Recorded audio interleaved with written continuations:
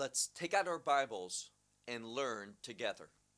A common question that we receive either through email or at conferences is everything is ready for the next temple. Is that not correct? This is what many people think. They will make statements such as, we know that the red heifer is in Israel, and that all the priestly garments and many of the vessels that are necessary for the next temple to be functioning, all of that is prepared. There is as well the Sanhedrin, and the high priest has been selected. All of this is false. None of it is based upon reality. And I want to go through a few of these things in order that you understand what is true and what is false. First of all, when we look at Judaism in Israel, and Orthodox Judaism dominates in Israel, and there is a belief based upon what we read at the end of the prophecy of Malachi, and that is, it tells us that Elijah is going to return. We are commanded to remember the law of Moses and to have an expectation that Elijah will come prior to the return of Messiah. And what is Elijah going to do? Well, the view of Judaism is this, that he is going to set things in order, that he is going to teach certain things that are necessary for the temple to be rebuilt and for the various artifacts and vessels that are necessary to be in that temple for them to be prepared. So what you're hearing today on the internet, that there's the red heifer, the Sanhedrin, the high priests, all the garments are ready, and many of the vessels that were necessary for the temple, that they have been made. All of that, and I want to emphasize, all of that is false. What you find in Judaism is this, that we are waiting for Elijah to come back, because it's only Elijah, according to the view of Orthodox Judaism, that is going to have the information necessary on how to get things ready for the temple. So in other words,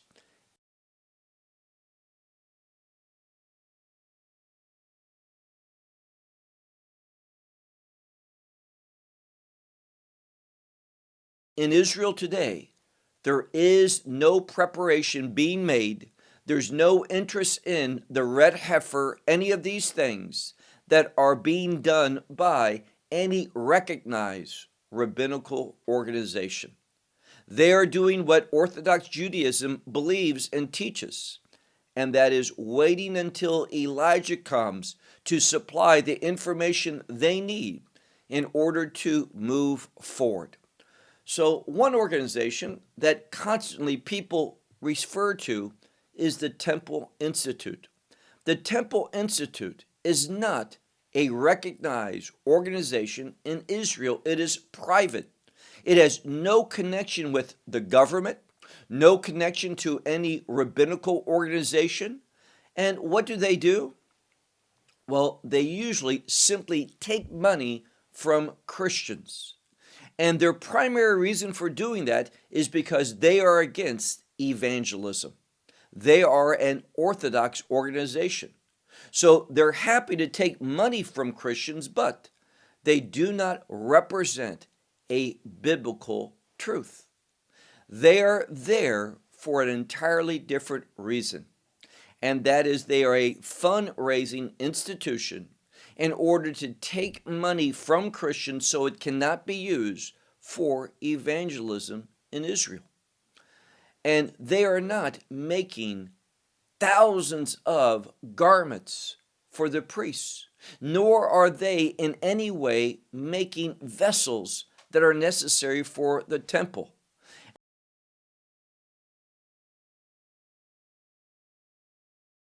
And they, although they teach, and some of their teaching is very good, but it's just that, it's teaching.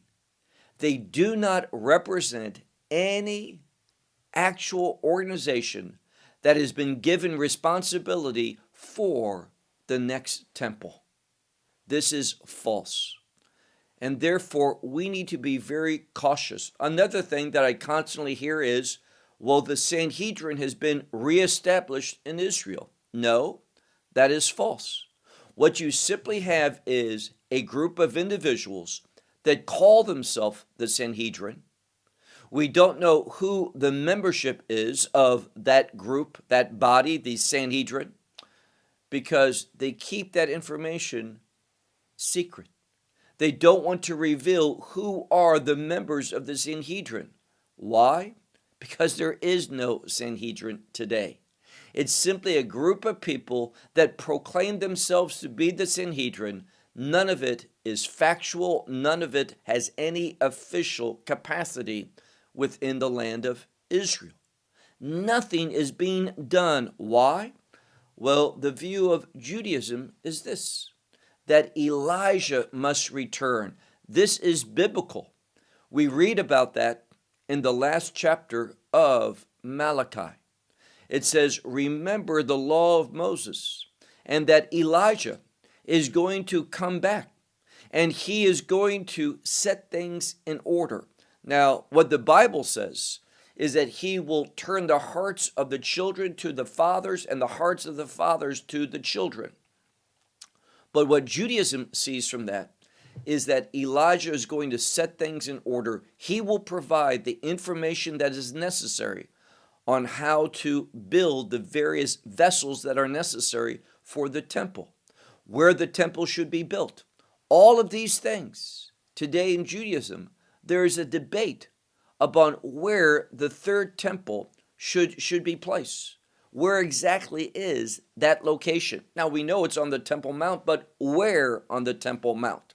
So all of these things have to be done. And because of that, the view of Judaism in Israel is not let's get everything ready, but rather let's wait for Elijah, for him to come, return, and to set things in order to give us the information on how to move forward. So if you're under the impression that everything is ready now in Israel for the building of that next temple, that is false. There is no euphoria about the red heifer, the next high priest, the Sanhedrin, or the garments of the priests, or any of the vessels that the Bible speaks of for the temple. All of that is false. All of that only lives on the internet. It's so people will click on it in order that people get views, because some YouTube channels are only for the purpose of monetizing that channel and making money. And therefore, what's important to them is not truth, not factual information, but simply clicks, because clicks turn into money for them. So let's not be deceived. Understand very clearly, there is no Sanhedrin, there is no red heifer in Israel. Vessels are not being prepared and made by the Temple Institute, nor are the garments for the priests and the Levites all ready, and that thousands of these have already been manufactured and waiting as the time is near.